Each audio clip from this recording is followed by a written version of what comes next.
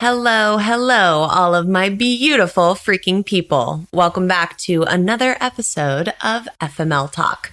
Today, Shenae Grimes from 90210 and a zillion other things is coming on to chat with us, and it is such a fun episode. I can't wait for you to meet her. So sit back, have a drink, and welcome to FML Talk. Oh my God. Wait, how old was the other girl? 19. Can you believe that shit? Hey, this is Gabrielle Stone. Good book. He did what? 48 hours? What a dick. Yeah, but have you seen all the photos on her Instagram? And this is FML Talk. Oh, no, she didn't. Okay, so before we jump into this super fucking fun interview with Shenae, I want to touch on something that we talk about in our interview. She opens up about how her relationship with her father growing up and some specific things that happened in that dynamic really shaped her in certain ways and really put obstacles in her way that she had to then overcome specifically with men. And I so identify and resonate with this because as you've read in Eat, Pray, FML, and you will read about in the Ridiculous Misadventures, I have a lot of, let me rephrase that. I had a lot of things in my life that were blocking me, standing in my way, consciously, subconsciously, that all led back to the experience that I had losing my dad and my high school sweetheart and just the men in general in my life. And it's so important to, when you see patterns happening in your life, to really take a step back and get some perspective and look at them so that you're able to identify where they're coming from. So many times I get DMs of like, why am I attracting the same men? Why do I keep having such shit luck? And if things are happening to you more than once or twice, it's a pattern. And if there are patterns, there's a root to that. And there's something that's causing that. And more often than not, there's something within you that you need to heal in order to attract something different in the future. And this whole interview, when she talks about her dad and how that led to her putting certain walls up and, you know, hardening herself in a way, is one of those examples. So if you can take a step back and look at what you went through as a child, because so many times these long stemming beliefs begin when we're children, and say, what happened to me when I was younger that began to dictate the way that I do things or the way that I think about things or the way that I interact with people or how my relationships are. And it doesn't have to be some giant tragedy like I experienced. It can be something small and trivial. It can be something that your parents said to you when you were younger that really stuck with you. But if you can trace it back to figure out when you started behaving in certain ways and doing things in certain ways, you can really start to open up a whole new way of healing yourself. And it's really fucking powerful. So I urge you after this episode to sit down and do a little bit of work on yourself, because it's life-changing when we can get to those inner layers of those thought onions. All right. Without further ado, let's party. Here's Shenae Grimes. Shenae Grimes, welcome to FML Talk, girl. Thank you. I'm happy to be here. This is my first time doing a podcast that isn't mine. Wait, shut up. Really? Yeah, I'd never done anything in the podcast space, and then we decided to start our own. So, yeah. Wow, way to dive in head first without like any, experience in it. It's a wild world. Well, I'm honored that this is the first one that you've graced with your presence. Thank you for having me. You're so welcome. Okay, so let's start back at the beginning, because when I came on your show, we talked a little bit about trauma and where that, stems from and how we often experience it when we're young and how that manifests when we're older. So take me back to what you think was some of the defining moments that kind of shaped how you became as an adult. Yeah, I think, it goes back to my parents' divorce. They started splitting up when I was about 7. That's when I at least became aware of it. It was a very on and off experience. He was out of the house, then he was back in the house. And it took my mom a few years to finally just call it quits and say enough was enough. She wanted to keep the family together and wanted to believe that, things could change, and they didn't. And I think, I was the oldest of the 3 of us. I have 2 younger brothers, and I was the one who was very aware.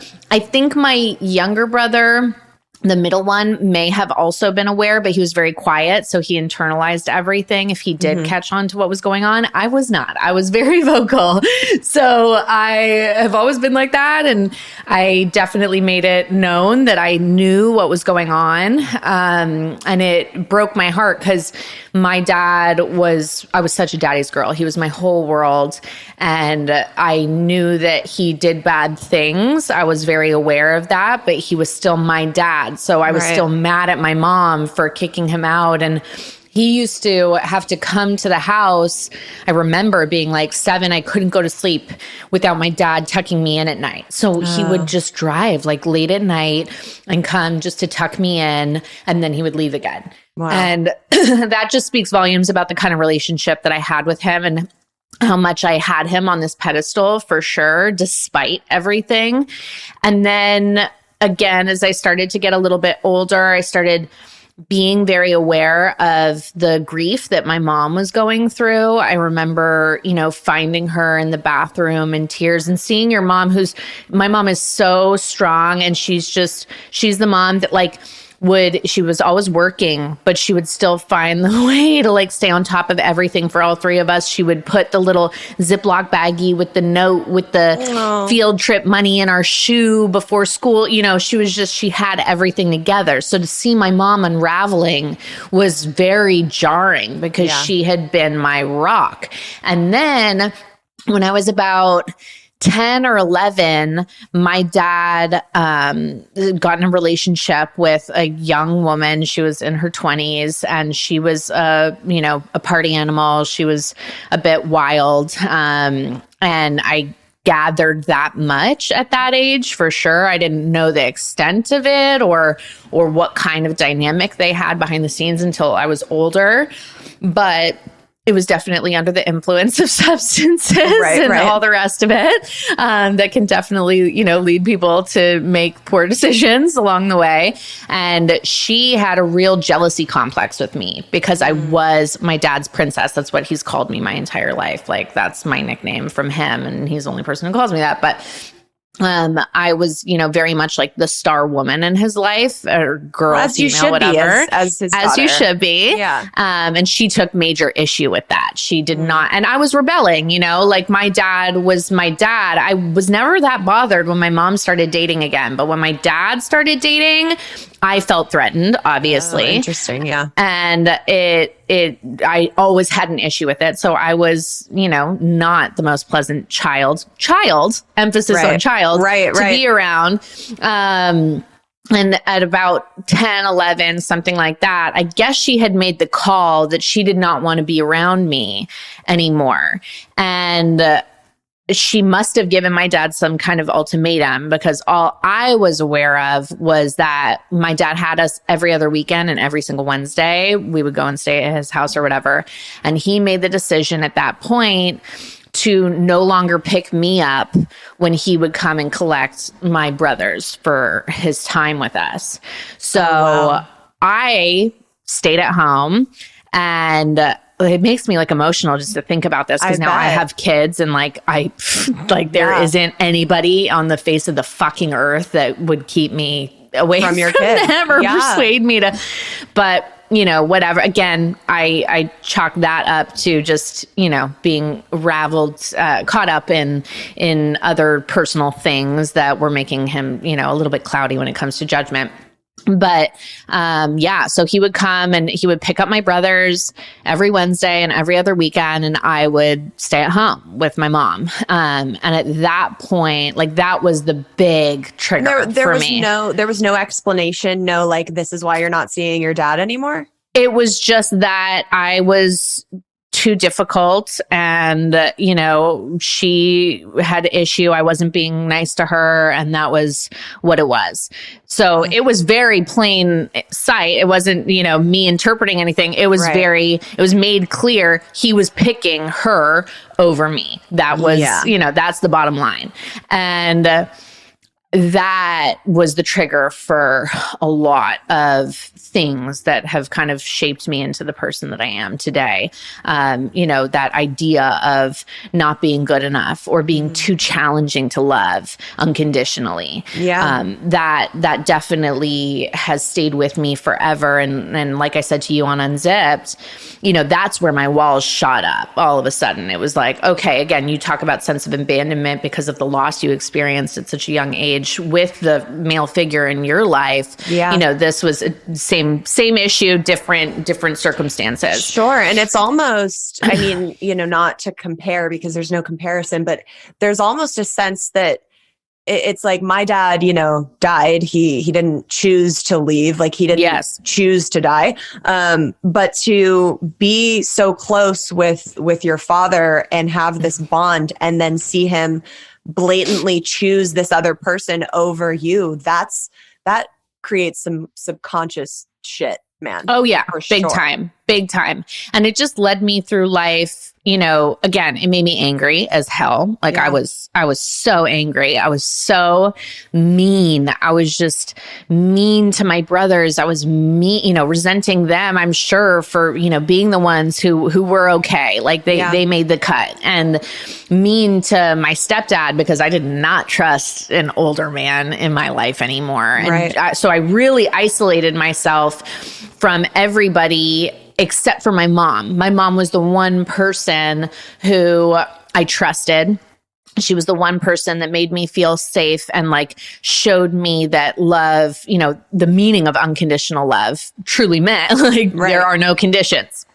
In the same breath, I was made to feel throughout the rest of my life because of my behavior that I was very difficult to love. So even though my mom loved me unconditionally, it was like, I love you unconditionally, despite the fact that you are like this, despite the fact that, so again, it just kind of kept that record playing in my head of, I'm not good enough and I am so hard, I'm so difficult and all of this kind of stuff. So it's just a vicious cycle because it fuels that behavior that is difficult to deal with 100%.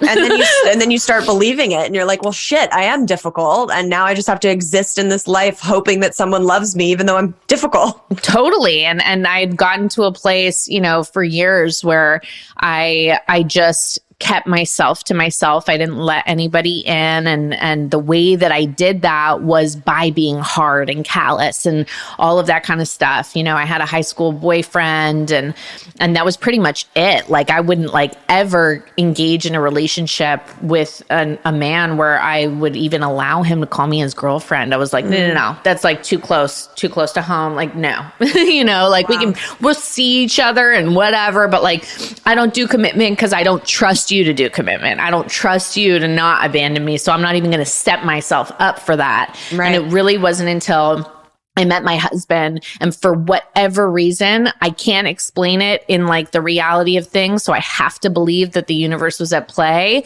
Something about that human just let me know it was okay now. I could let the walls come down. I could sleep.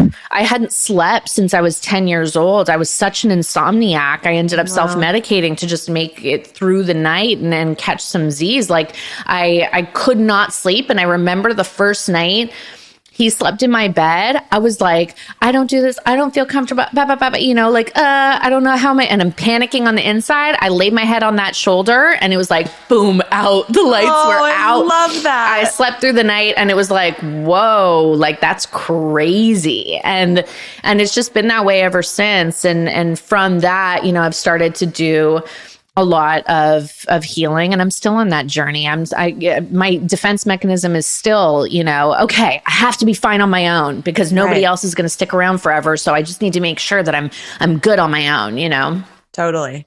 Oh my God. I so much of that resonates with me. And you said when we did your episode of Unzipped, which I want everybody to go check out because I've listened to a few episodes, and it's just, you guys are great. Thank you. But you said that when you met your husband at first, you were a little bit of what you said, a bitch. Yes. And I don't use that word. Like, I never use that word. I've been called that word forever. And I love my husband. My husband doesn't use that word. He thinks it's like the most degrading word ever to like throw at a woman and whatever, what have you. But I was, if there was ever a time to use it, it was the night I met my husband. Just because when I opened the door to him, I don't know if you've seen a picture of my husband. He's 6'2", beautiful, covered in tattoos, bone structure like a Greek god. Like, if you were ever going to be like, that's a guy that's probably going to break my heart, that's a fuckboy category. He aesthetically fits that vibe. 100%. So he opened the door and I was like, this guy, okay, cool. This guy definitely gets his ass kissed all day long. He's cool. So I'm sure dudes love him. Right. He's like so hot. I'm sure he's got every girl, just swooning after him and whatever. I was like, this guy's ego is going to be so huge. Like, we've all met douchebags like that. I was like, totally. Yeah, I'm not even trying to like entertain this situation right now. I'm just going to breeze on past. Yeah. And he's so cheeky. His personality, like, he is just like a natural comedian. He's so funny. He's magnetic, and he makes everybody feel like they're the only person in the room. Like, totally. Charisma is like oozing out of his pores. Yeah, that's how my boyfriend is too. And it was just like, oh my God, you're so like, this is so annoying. Like, I can't take my eyes off of you. And now like, you make me want to laugh and you're making me, you know what I mean? I'm like, I'm falling into this trap. Like, no. And so I was just so mean. I was like rolling my eyes and like being such a dick. And I was like, I don't want to be here. Like, let's get out of here. I was really just being so rude. Wait, were you guys on a date? Like, did someone set you up? What was the vibe of the situation? So context, my friend in New York, I was living in New York at the time. My girlfriend brought me to her best friend's house because her old friend was in town. He used to live in New York. That was Josh, my husband. And he had used to live with this guy who was still her best friend. So whatever, like a mutual situation. There was probably like maybe 6 to 10 people there. It was like just a little like late night New York gathering or whatever. And I was already going to another bar we had plans to go to another bar, me and my girlfriend. Uh-huh. And so I was being an asshole to him, but also like secretly like obviously crushing really hard. Right. And then when we were leaving, he was like, okay, cool, we'll come with you, like him and his friend. And I was like, who said you were invited? Like, God, just I can't. So rude. I was like, no. And he came and we were like, just banter. And he could give it as much as I was giving it. He could give it right back, which was like all the more exciting. I was like, holy shit, this guy is not intimidated by me at all. I love it. And when we were in the cab going to the bar, we were just being assholes to each other and poking fun. And my girlfriend was like, okay, now it's getting uncomfortable, guys. Like, if you don't want to hang out, then let's just not. Like, is the whole night going to be like this? Like, it's weird. And we both just like broke into giggles and we're like, but it's really fun. And that was like, okay, like clear that, what was happening was actually flirting. A weird, sick and twisted way of flirting. Yes. I love that. Oh my God. So he's the first person that really was able to kind of like start to break that wall down for you. Oh, big time. And it happened overnight. I mean, we had one crazy night that we met. He left town the next day.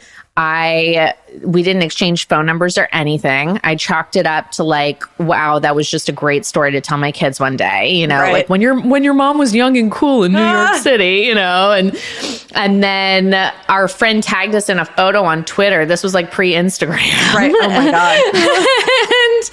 and then we started messaging, which turned into texting, which turned into like 1.5 hour long phone calls, which turned into him coming back into town like 3 to 4 weeks later to ultimately come and see me. And within 2 days, we had like drunkenly joked about like if we went and eloped and got married in Vegas. Oh my God. And then the next morning we woke up sober and we're like, hey, wasn't that so weird when we were talking about getting married? Like it was like so awkward.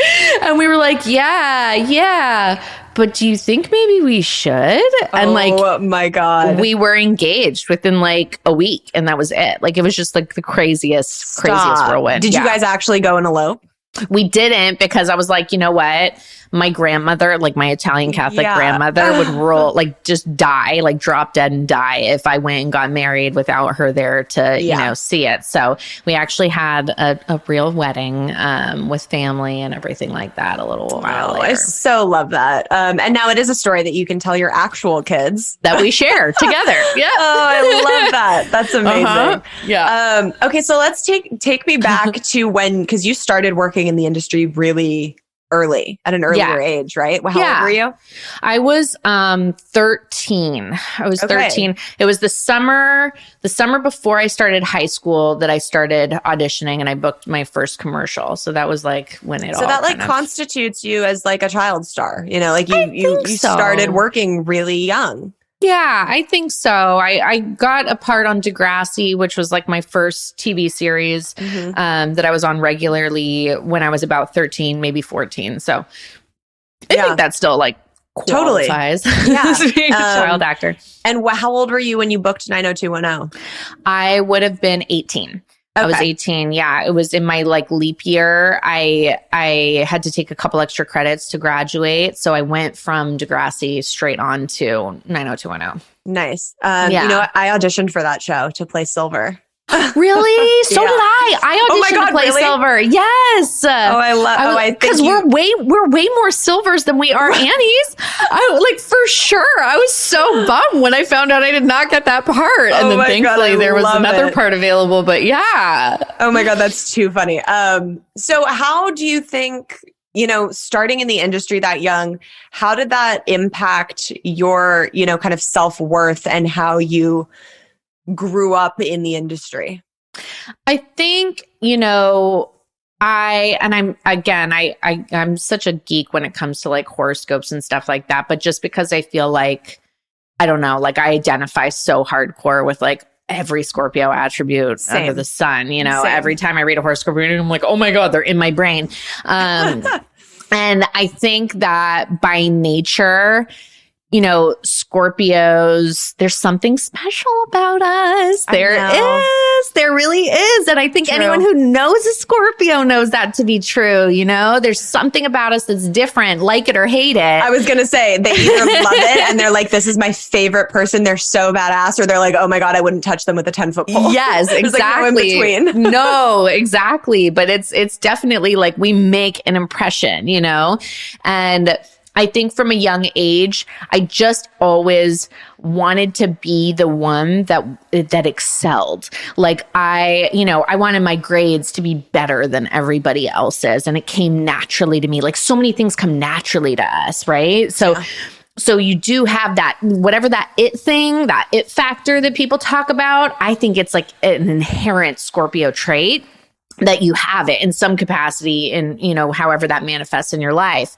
And when it came to the acting thing, it wasn't like, oh, I always wanted to be an actor. I watched movies. I just wanted to be famous. I was like, motherfucker, like I literally just want to be famous. I don't care. You don't even have to pay me. I just want to be famous. And then it started to, you know, happen. Degrassi, like not fame in the same way, because Toronto's like a very small town and, you know, or small city or whatever. But it was my first taste of like, something made me special. Something made me stand out from everybody at school. You know, it was like I was different and people knew about it. People talked about it and I liked it. Yeah. and I think it just gave me that unique edge that I craved so much. I never wanted to be like part of the herd. You know, I was always the kid that would like I was going to flea markets at like 13 to like specifically buy the things that like nobody would be wearing from Abercrombie and Fitch or whatever, That's hilarious. And I carried that with me, and it got validated over the years, right? Like I got told that like, yeah, you are. Yeah, that's that. And even when I was on Degrassi, it was like, I was the first cast member to ever win a Gemini Award, which is like the Canadian, whatever it is, I don't know what you can even compare it to, American wise, but that happened. And then I booked, Nina went on to book the Vampire Diaries. Aubrey went on to be like Drake, this like super freaking mega star and all this stuff, but nobody had really broken out from that show. And I was the first person to like book a big American series, which is like what every Canadian actor dreamt of. And so all of this stuff just fed that ego. It fed that ego in me that just was like, okay, this is where I get my confidence from being validated externally. Well, and do you think that had something to do with like your need and your want for that with kind of like being like a fuck you to dad? Like, look, I am the special one. Totally. I think it all stemmed back to that. And that stuff, everybody in your life, whether they acknowledge it or not. I didn't have stage parents who like took me to the, the auditions and pushed me into it or anything like that. I was definitely on my own. But like, I knew that my parents talked to their friends about the things that I did. It's an exciting thing. Like the entertainment industry is exciting. Universal thing. Yeah. Everybody's interested in it. And so you find that, and it starts to like feed again, this ego, right? It all comes back to the ego. And then when the show ended, I really didn't realize, because I spent so many of my years on 90210, like internally wishing that I was off of it. Like I wasn't happy. I was so unhappy when I was on that series. Why? Yeah. Just personally, the fame thing happened like on the scale that I had always dreamt it to. And I immediately realized that like I was not made out for that. Like you're like, shit, just backpedal. Never mind. Yeah. I really was not equipped for that. I was 18. I left home to go and do this series. I'd never lived on my own. So I was really battling a lot of the trials and tribulations, as stupid and privileged as that sound, that do come with like that insta fame that I was experiencing. And I was like, I couldn't mental health wise, like the anxiety that it was giving me, it was awful. The behind the scenes was very tumultuous. We were all, it was super catty environment. There was no family like quality that was going on. That's such a bummer, because like you go through like in the industry, and there's some sets where you're just like, oh my God, I could be here forever, because everybody's so loving, and you're just like, you can't wait to get to work. And that sucks when you get on a project, especially that's so long running, that you're like, God, I should be so grateful for this, to have a steady paycheck. And I'm like living my dream, but also like, I hate being here.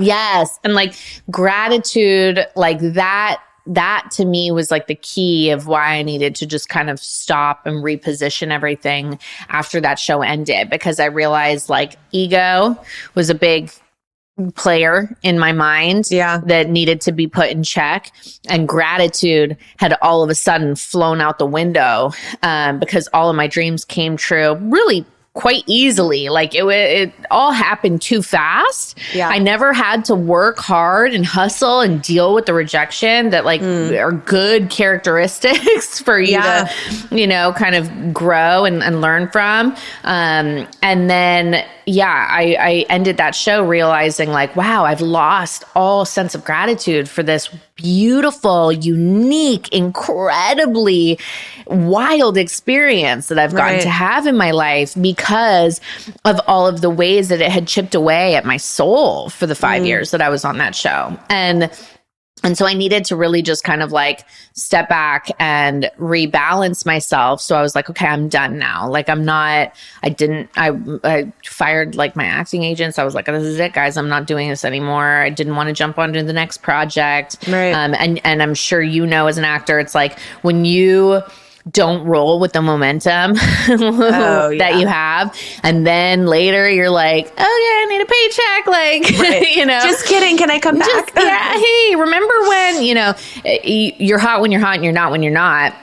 And I did get to a place 2 years later where I was like, I don't know who I am if I'm not an actor. Right. Like, what do I have? What makes me special now? And I'm getting older. The rest of the world is catching up. What made me special then was that I was so young and doing all of these crazy, wild things, that I was so young and making all of this money, that I was so young and being recognized, you know, by people. And now all of my friends were graduating university. Everybody was getting really awesome jobs. Like, you know, and it was like, oh God, wait, hold on. Everybody's catching up. And here I am going, what the hell am I doing? I'm in my early 20s. I'm a full-blown adult now. Don't know where that time went from the age of 13 when I started Degrassi to where I am now. And like, I feel like I'm starting at scratch and I'm actually behind instead of being 10 steps ahead. And that was so unsettling. So it was a lot of like identity crisis stuff because I was like, shit, man, like I spent 5 years, you know, in a lot of ways resenting being a part of this show and having this experience in my life. And I don't know who the hell I am without it because it's all I've ever known. I was on Degrassi for 5 years, went straight into 90210 for 5 years. That in my adult life is who I was, you know? I mean, that's like, and those are pivotal years of your life. To be a part of something that was so I mean, I watched the new 90210. That was a massive show.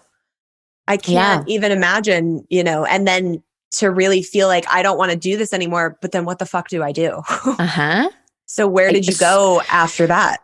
So many moments in my life, you know, because I did have great grades in high school and stuff. I always was interested and I was going to go to business school. That was what I had, you know, initially planned for prior to booking 90210 while I was taking my SATs or studying for my SATs. And part of me was always like, do I go back to school?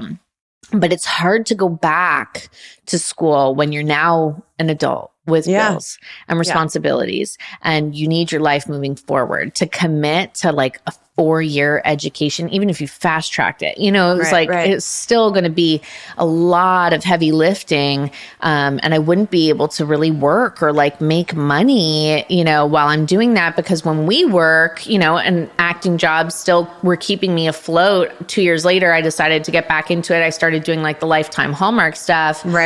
And indie films and, you know, whatever, what have you. That requires 100% of your attention. You have to be on set for, you know, 15 hours a day, if not longer. Like you can't be doing full-time education at the same time. It's just impossible, you know? So I was like, how the hell do I do this? What do I do? And I just got back into the acting thing, doing the Hallmark and Lifetimes and the indies and whatever, as I kind of tried to figure it out, you know? And I was like, maybe this is what I want. Maybe I do want to book that next hit show. Like, just give me an easy meal ticket again, God. Like, just, you know, like, come on, like, give me that next hit series where I don't need to think about the next few years of my life. I don't need to decide yet, you know? And I was just trying to, I think, really catch a break that would not make me have to address all of these things that I needed to be addressed. And then I booked a series out of Canada. It never made it into the States. It was a 1 season, but it was like a really fun role. Like it was an alcoholic homicide detective and like so different from anything that I'd done, and really showcased me as an adult. That was another thing. I'd played basically a teenager forever, you know? So it was really fun. And I loved that crew and the producers and everybody on that show so much. It filmed in my hometown, so I got to be around my family for the first time in 10 years. It was like a beautiful, beautiful thing. I was like, okay, cool. Like, I can roll with this. This is great. Like, let's do this for the next few years. And then I got pregnant during hiatus. Oh my God. And I was like, okay, cool. That's fine. You know, if we get picked up, like, I'm just going to have a full-time nanny. I've never been like the super mommy kind of person anyway. Like, great. That's the plan. And I'll just jump right back on set and figure it out and whatever. And my poor husband, who, when we met, I was like, I don't want to act anymore. Like, this is not, you know, now all of a sudden I'm like acting full time and like, oh, hey, by the way, you're also going to basically be a single dad. Cause like when I'm on set for, 4 or 5 months of the year, I'm completely MIA Monday to Friday. Oh my God. And, I was just trying to not really think about it. The show ended up getting canceled and not going for a second season. And that was like the biggest blessing ever. And it was the first time in my life where I'd gotten bad news in my career that I was so happy about. Right. Really, like, not an ounce of me had wished it had gone any other way. Being pregnant, I remember I went on one audition when I was pregnant, and I remember walking in, I did like a fucking killer read, like it was so good. I had the casting people like in tears welling up. Like, it was really, really powerful. And I walked out and I didn't give a fuck. Like, I did not care at all. I had so much fun doing it. I was like, so yes, nice. I am good. And like, it was just this really feel good, fun, playful moment doing what I do and have always done. But I didn't have those butterflies in that waiting room. I didn't have that anxiety attack when I walked in and they told me to start. I didn't have like all of the things that I've hated about what I did for so long because it stressed me out so bad. Like, none of it was there. I had the best time. I didn't book the part. I didn't care at all. But it, like, that to me was like, it set something off in my brain where it was like, girl, you just found purpose. That's what happened just now. You just found purpose that is outside of career successes, validating why you deserve to exist in this world, why you deserve to take up space. You do not need to be impressive or rich or any of these wonderful things that are associated with what I had spent my whole life doing to be worthy of existing and being loved and taking up space. Like, your purpose is so much bigger now than any of this shit, because you are growing a little human being who will rely on you and not give a flying fuck if you are a famous actor or whatever the hell, she is not going to care one bit. You're her mom. That's it. I love that. And that was like a really game-changing moment for me. Yeah. Oh my God. That's so beautiful. That's like totally full circle from the little girl who was abandoned and felt not chosen, to you standing as a soon to be mom and being like, oh, I'm going to choose this kid. And like, she's my new reason. Freaking beautiful. So you had a pretty traumatic first birthing experience. I know you're pregnant with your second child right now. Yeah. So tell me about how the first pregnancy and delivery went so very wrong.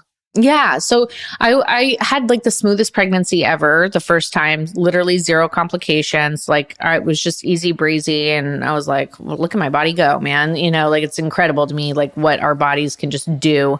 If you're so fortunate to have that be the case, I was like, I'm so lucky. And then when it came time for my due date to roll around, I was recommended by my doctor to get induced after 1 week if she still hadn't been born. And my mom and dad had planned trips out to come and see us for the birth. And so that date was rolling in, and I had a really bad feeling about being induced. Like, I put it off twice. I was like, okay, like, no, I'm not going to go in today. Like, I don't know. She'll come when she's ready. Whatever. Right.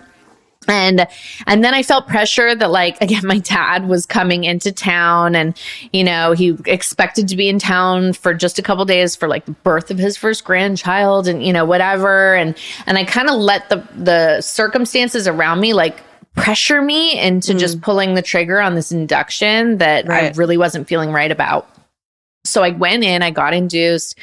Supposed to be pretty standard practice. I had never really looked into it because, again, my pregnancy was so smooth. So I was just like, okay, like, you know, it's all gonna run, no issues. So I don't really know like all the different ways that a birth could go, you know? Right. And they induced me. They broke my water. They gave me the Pitocin, and Pitocin is basically like a chemical that brings on contractions. And my contractions, because they're chemically brought on, there was no like gradual, okay, they're 10 minutes apart, they're 5 minutes apart, you know, and your body's getting kind of used to what contractions feel like. It was like boom, boom, boom, boom, boom, boom, like just back to back contractions. For a few hours, I ended up getting an epidural. Thank fucking God. And then 18 hours later, my doctor came and checked me, and you're supposed to be dilating, which basically means like your cervix is opening up to 10 centimeters. We all know this. And mine had gotten to 6 and then was back down to 5 and then was getting towards 4. And it was like, oh shit, I'm swelling. Like this kid's not going to come out, you know, like her gateway is getting smaller and smaller by the minute. Out of an already very, very small gateway small. to begin with. Very small. And, you know, they basically were like, okay, you're going to have a C-section. I hadn't even thought about a C-section at any point. They said C-section. All I thought, awake on an operating table with my insides outside of myself. Like, no, thank you. I don't think so. And they were like, you know, your water's been broken for so long now. That's when risk of infection gets bad, right? Like the longer the water's protecting baby, blah, blah, blah. They're like, the time is now. And my doctor just had like a hard hitting, you know, 2-second combo, kicked everyone out of the room and was like, this is not an emergency right now, but it will become one very soon. So do you want to wait for that point, or do you just want to do this? And I was like, okay, let's go then. So we went into the operating room, and to ease my anxiety, I was like narrating the C-section. Oh my God. So he's like beside my head, and there's the curtain up, and I'm just looking at him, and I was like, you know, it's weird because I can feel that they're cutting me because I know that. But, you know, it's like when you get stitches, like where you feel the tugging, but it doesn't hurt. There I am narrating the C-section to my husband, and he's going, okay, yeah, you know, whatever. I was like, I just need to talk you through it. And then it's supposed to be a 20-minute surgery. They cut everything. They take whatever they need to, you know, and then they're like, okay, we're going to pull the baby out. And I had been warned that like the moment that happens, you feel like quite a deep pressure, like not pain. It shouldn't hurt, but it'll be pressure. So they're like, okay, you ready? And I was like, yeah, I think so. And then I was like, wait, I feel that. And she was like, what? I was like, something sharp. And she was like, this? And like, I don't know what she did. And I was like, yes, that. I feel that. And the anesthesiologist is like, everybody stop what they're doing. Don't pull that baby out. Calls the dude, like gets more drugs sent in. I'm like, oh my God, what the fuck is going on? So I start to panic, obviously, and while you're laying butt ass naked on a table, like freaking out, ass naked, first place. Oh my God, yes. And they bring in more drugs, and I'm like, okay, I think I'm good now. You know, I can't feel it, whatever. And she's like, okay, it's time. And that is when I started to like really lose it. And she took the baby out. I remember that because I remember looking at my husband, and I heard her cry. And that was like the most beautiful moment ever. And then I was like, can you see her? And he was like, yeah. And I was like, is she hairy? Because I was like covered in hair as a baby. And he was like, no. I was like, oh my God. Okay.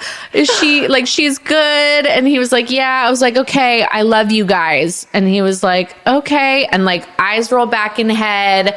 I lost consciousness. Oh, fuck, dude. And that was it. And then for the next, you know, however long, all I remember is like, I remember shaking. I remember I couldn't feel my arms. I remember passing in and out. I remember feeling the need to throw up and then like, it was just so crazy. And the whole time I'm like talking again, narrating. And I'm like, I was like, I can't feel my arms anymore. Like, you need to tell them that I can't feel my arms. Why aren't you telling them that I can't feel my arms? You know, I'm like, what's wrong with you?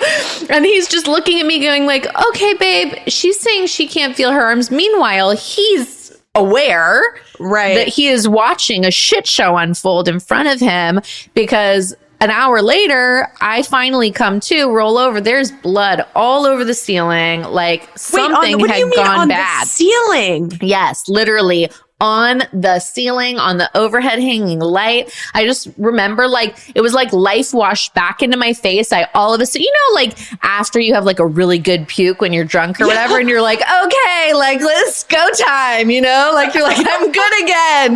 Like it was like that. And I just rolled over. I was like, wow, that was weird. And then I looked up and I see the blood everywhere. I was like, oh shit. Like this went like way further south than I had even my God, been it's like aware a fucking of. horror movie when there's just like you wake up and there's blood dripping over you and all the doctors are standing there. Yes, and I saw my husband outside in the hallway with the new baby with my doctor, and she's having like an aside with him outside, and my head went like, you're never going to walk again. And that's okay. Because, you know, I was like something, because I hadn't felt my legs in like 24 hours, you know, because of the epidural and whatever. So I'm like, some permanent damage has just gone down. And like, I just need to be okay. The baby's fine. We'll be okay.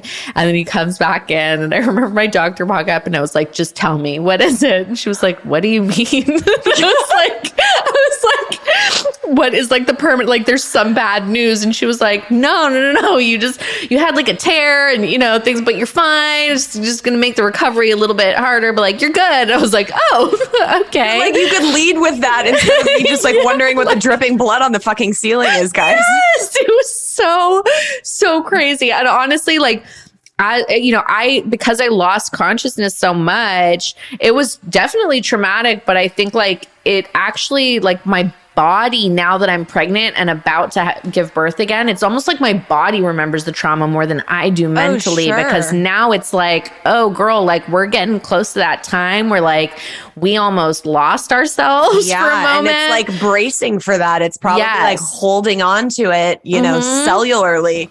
Oh God. Crazy. So, and my poor husband who's just like actually aware of everything that was going on. Like honestly, probably more traumatic for him than it even was for me. Oh my God. So this next birth, are you going to do a C-section or what did they recommend that you do? Yeah. I mean, doctors recommend that I do. And you know, part of me blindly trusts doctors because they're doctors. And then part of me, after the experience that I had, where I really think it probably was down to them that things went so, you know, awry, doesn't really trust them. But, you know, like I said to you on Zip, like we just moved here from California 8 months ago or something like that. So I don't know this doctor at all. Like I hadn't even had time to get a doctor, and then I was pregnant. And so I just found the first lady that I could, and she seems great. She seems nice, whatever, but I have no relationship with her. I had a doula at my first birth who was like my like surrogate mom, you know, advocate person. And I don't have that net here. So while I would love to go for a vaginal birth after C-section, I know that there are risks involved with that. And I feel like I've had like one risky enough experience. I'm like, whatever I could do to minimize the risk. And I've heard from people that like elective C-sections typically go smoother than when it is like a more of an emergency situation. Yeah. So fingers crossed. I'm just like, I'm bummed that I won't have gotten to have that movie like push like moment that we all, you know, watch growing up. But I'm hoping that things, you know, run smoothly and it's a little bit more of a controlled environment, because last time there was just, it felt like a shit show. Well, I mean, the way that you just, you know, told the story, we were cackle laughing the whole time, but that's really fucking scary and really traumatic and not funny in the slightest. It's not. In your first birth situation that's like already so scary. Yeah. Yeah. So when my mom, a little bit of backstory, my mom tried for 6 years to get pregnant with me. She had one of the biggest thyroid tumors on record. Wow. And all the doctors were like, you're never going to get pregnant. It's never going to happen. She did like a mix of her healing work with a lot of acupuncture, and 6 years later got pregnant. She was 40. All the doctors were like, look, even if you carry to term, she's going to come out not okay, not healthy. Something will be wrong. I'm like resisting making a joke right now. And she, because this was in the 80s and it was weird to be 40 and give birth at 40. So she ended up, carrying to term, obviously. And her and my dad were in the hospital. They had this like whole plan of like, we're just going to do it natural and it's going to be fine. And like, I don't need an epidural. And then she was in labor for over 24 hours and I was not coming out. And she eventually was like, okay, I need the epidural. And they were like, no, you're too dilated. We can't give it to you now. And this is the only time. My mother is like the sweetest. She's from Kansas, like the sweetest woman you've ever met. And this was the only time she's pulled the "Do you know who I am" card. And it was in the hospital. And my dad looked over at the nurse and was like, get her the fucking epidural. Before, you don't want to see what happens after this. And they ended up giving it to her. And I came out and everything was fine. Oh, I was the healthiest baby born that year. Like, what are beautiful. So I want to, before we wrap up, I want to take it back real quick to your dad. At what point did you kind of rectify that relationship, and how were you able to, where are you guys now? Obviously he came into town for the birth of your kid. Like, how did you repair and mend that at all? I think again, it's funny because I do consider myself to be a very independent woman and very self-sufficient and all of that. And I feel like there's such a stigma attached to like being dependent on a partner for any part of you, because you should feel whole all on your own and whatever, what have you. But I really, while so much of that is valid and true, I also want to destigmatize like the fact that you can find like the term better half exists for a reason. And it's not because my husband is half of me or because he's better than me. It's because he was that missing piece that started to ignite this best version of me and continues to ignite this best version of me every day, and it was in meeting him that allowed me to finally feel safe, finally feel like I didn't have to burden the weight of the world on my own anymore, and that I could just take a break from all of that pressure that I put myself under and feel that love, like true unconditional love, and not just unconditional love, but I feel like I was easy to be unconditionally loved. Yeah.